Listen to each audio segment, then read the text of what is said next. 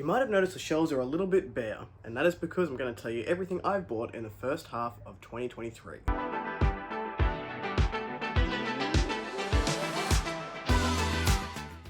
Hello everyone, welcome back to A Fictional Escapist. My name is Kris, and today's video is a relatively small book haul. Now, we all knew that I would not last an entire 6 months without purchasing a book, or a physical book I should say. This haul will not be including all of the ebooks that I've purchased because we would be here forever. I've probably purchased about 100 ebooks so far in 2023. This particular book haul will relate to physical purchases that I've either received from authors or I have purchased myself here. So you've probably seen that the shelves behind me have slowly been growing a little bit. I have purchased a few indie books this year just to make sure that I'm still supporting that community in ways that I can. Obviously, a lot of those ebooks that I've purchased have also been indie, but we are going to split up the haul today and I'll be able to fill these shelves again. I thought I would do this because if I wait till I get to Perth, there's going to be so many books, and I'm probably very likely going to buy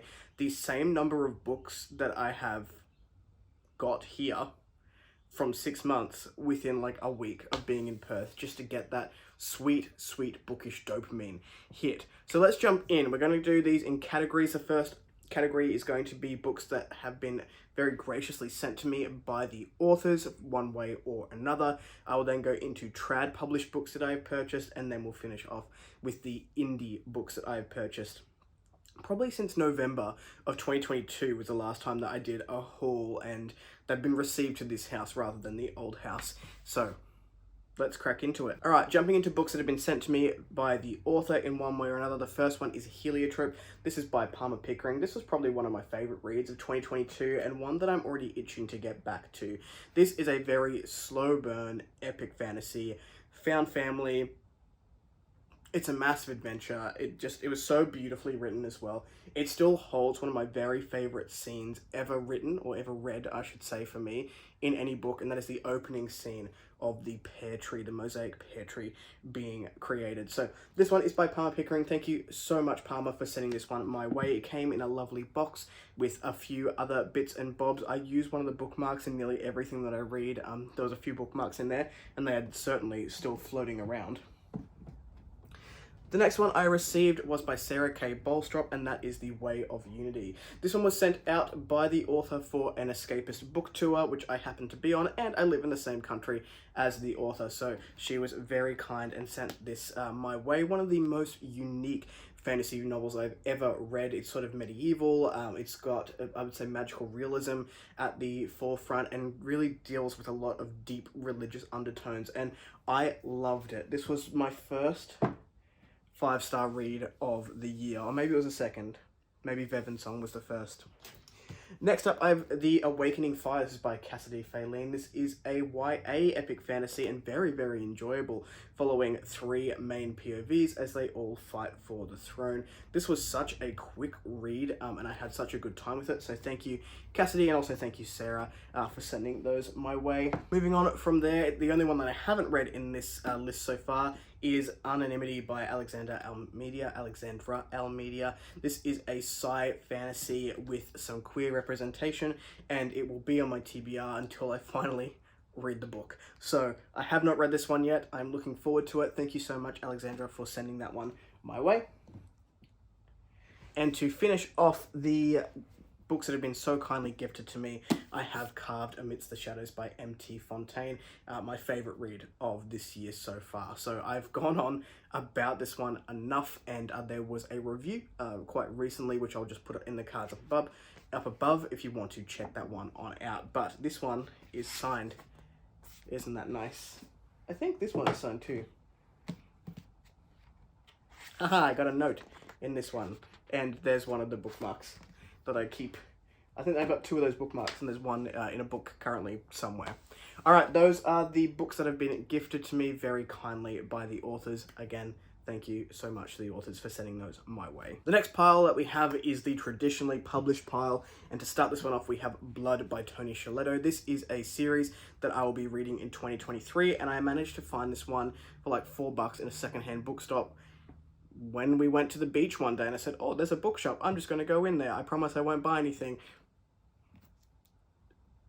I bought something. So I'm looking forward to this one. Mark Timony raves about this series and this author, so I'm going to be jumping into this trilogy in 2023. Watch out for that one in case you want to come along for a buddy read. I have been reading Malazan Book of the Fallen this year, so I have actually purchased books 2 and 3. So I purchased Dead House Gates and Memories of Ice. I own all of these books already. They're just in a shipping container on the other side of the country.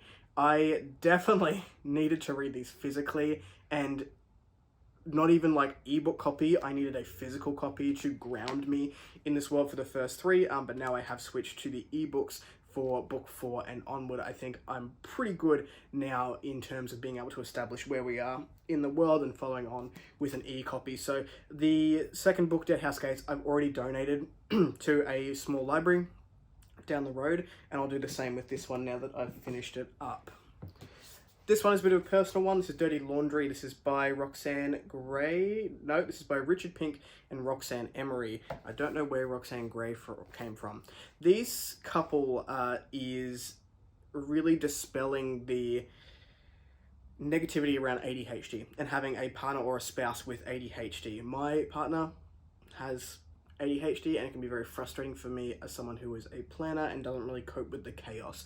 So this has been quite eye-opening and just made me a little bit more patient. So that was a more personal note, and I would recommend their Instagram page, which I'll link down below if you are going through something similar. It has certainly made me a more loving partner and more patient when it comes to some of those ADHD isms, which they really can't help. Then on a whim, I picked up a book called Station 11. This is by Emily St. John Mandel. I've heard really good things about this dystopian post-apocalyptic story. I really don't know too much about it, but something is drawing me to this book. I can't tell you what it is. I don't even know if I heard it recommended anywhere. I just know that I love The Stand from Stephen King. I'm going to read Swan Song by Robert McCammon later this year. And this one keeps popping up as well. So I've picked this one up to read at some point in my lifetime. I also have The Surviving Skies. This is by Kritika H. Rao, and I've shown this one pretty recently. I found it in a bookshop. I went to a bookshop for my father-in-law, and this is one of my anticipated releases for 2023. Who knows if I'll actually read it in 2023. I'm quite unsure, to be perfectly honest. But I am very much looking forward to this philosophical fantasy novel, and I've heard from people that it is stunning, even if it takes a little bit of time to get into. Another series I've purchased this year would be the Wounded Kingdom trilogy by R.J. Barker. I bought book 1 with me. I'd already owned it, but I have bought book 3, King of Assassins. I was originally going to do this on audio with my friend Esme. We're doing the buddy read for this one, but I'm not going to have time to get to that audio since I'm such a slow audiobook listener. And I'll be doing this one physically. I bought this one to take away on a little getaway to finish this one up. By the time you see this video, it's probably already read and there's a review for it on Goodreads. So I've been enjoying this series, but I have picked this one up. This is one I'll gift to my father-in-law because he is enjoying the first book. So I'll probably buy the second book and then give him those 2. And to finish up the traditionally published books that I have purchased, I have Night Angel Nemesis by Brent Weeks. This is chunky. I'm going to be reading this one with John Palladino whenever he's ready. I'll just slot it into the TBR when he is good to go. This is so many pages. Now, I liked the Night Angel trilogy. It definitely has its issues, and I would say I only read it last year, so I still have, that recency, not bias, but it's in my brain for only reading it fairly recently. I don't know if I'm going to hate this one as much as other people seem to, because I did like the trilogy despite the issues with it. So we'll see how this one goes, but I'm genuinely looking forward to picking that one up. So those are the traditionally published books that I've purchased this year. Moving on to the indies. All right, moving on to the indie books that I've purchased this year, and I'm pleased to say it is the biggest pile that I have, including the ones that were sent to me by authors. They were all indie books as well. We have The Last Ranger by J.D.L. Rizal, and also The First Ancestor by J.D.L. Rizal. This is book 1, and this is book 2 in the Ranger of the Titanwild series with some very, very gorgeous artwork. I picked these one up on the Kickstarter. I was kicking myself for not backing the Kickstarter for the first book, and then there was an opportunity when the second book came out in its Kickstarter to also purchase the first hardback, so I went ahead and did that. I'm hoping to finish up that series, or at least I'm hoping to get caught up with that series by the end of the year, but we'll see. I also backed The Price of Power by Michael Michelle over on Kickstarter. This is the naked hardback. There is no dust jacket on that. Look at how beautiful that book is. This was probably one of the most, this is one of the first reads that I did this year, and I also read this for a beta read towards the end of 2021, and it's just come so far. This is one of those books I could easily reread and still have a good time with it, and I did. I reread it from the beta to the art copy, and I would read it again quite happily, even within the same year. So that is high praise from me for The Price of Power. I've also picked up Bob the Wizard this year. Look at this stunning cover. Now, the reason for me purchasing this one is a little unorthodox. It's not just a cover by, although this cover is stunning. This cover is done by Katrina Barquist, who I'll put down below if you want to check out. Quickly becoming one of my favorite cover artists, because this is just friggin' incredible. Just the style of art, and the blurb on the back matches so perfectly. But there was a little bit of drama around this book. So the original cover was black and white. I quite liked the original cover, but it went into SPF B09 and some stuff happened. It was accused of being AI. Author defended it, artist defended it, ended up finding out artist did use AI on it. The author has had to scramble to get a new cover, and I wanted to support the author for, you know, having to do that and try and give a little bit back. So I bought this one when it went up to full price, just to make sure that they were getting as much money as they could. I purchased the ebook as well to try and support them. But this one sounds incredible. The artwork is incredible. I'm looking forward to getting to it. I just don't know when. Speaking of incredible artwork, and maybe my favorite cover that I've seen this year is Gallery for the Barbarian. This is by Taylor Hartley. This is a collection of short stories that all interweave, I believe, and they're all queer. So queer stories by a queer author. I love that artwork. Don't quote me on any of that. All right, moving on. I have The Briar Crown by Helen Reig Pedersen. This is an incredible cover. Look at this. It's so beautiful. This is a romantasy book, and it is the first book both myself and my wife worked on together. So Helen holds a very special place in our heart. She is a wonderful, wonderful human being and has some magical prose. So even if you don't like romantasy, I would advise to give this one a go, because it is very, very easy to read. So yeah, Rachel and I have a very special place in our hearts for this book and this author, so we will continue to buy her work forevermore. Moving on from there, I've also purchased The Fear of Moncroy. This is by Brian Asher, and the third book, which they're all standalones, but they all share a world, I believe, which is such an incredible premise. This one is a bit more horror fantasy, where we've got some vampire tales, and again, the artwork is just stunning. We've got that dark background with the pops of color there. I bought this one to complete the set. I've got the first two behind me that I bought here. I don't know when I'm going to read it, but maybe 2023 is Brian Asher's year. We'll see. I also picked one up on a whim. This is The Cruel Works of Nature, a horror collection by Gemma Amor.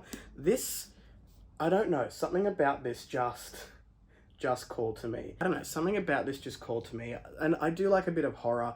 I haven't scheduled a lot of horror in my TBR this year, and quite honestly, there isn't a lot going forward. But having a collection of short horror stories, which I love horror short stories, they really pack a punch, is just going to allow me to slip some in if I feel like it, without, you know, having to overthrow my entire TBR. So that is A Cruel Works of Nature by Gemma Amor. And yeah, just, I don't know, something about it called to me. So there's that one. We've got two more to finish us off. We have The Monsters We Feed by Thomas Howard Riley. I know nothing about this book except that I am very intimidated by Thomas Howard Riley's really big book, We Break Immortals, I think it's called, and this is a much smaller book to get a taste of the author's writing. So I picked this one up. I think this one is urban fantasy from memory, but again, don't quote me on that. And the last one that I picked up is Western Fantasy in a Low Country by Morgan Shank. This cover, again, wonderful. I really like the setting for this. So I visited the US and went through Utah, and really just thought it was so beautiful, which is where the inspiration for this book has come from. I've not read many Western fantasies, so, oh look, here's that heliotrope bookmark that I found. I knew it was in a book that I was going to read somewhere. So I picked this one up as well. So this one is on the TBR, again, like anonymity until I read it. So it will just remain there forevermore. Those are the books that I picked up in 2023. What do you think? Should I buy more? Don't tell me that, because I will. If you like the content, give one of those. If you want to see more of it, click subscribe at your will. I'll catch you in the next video. Ciao.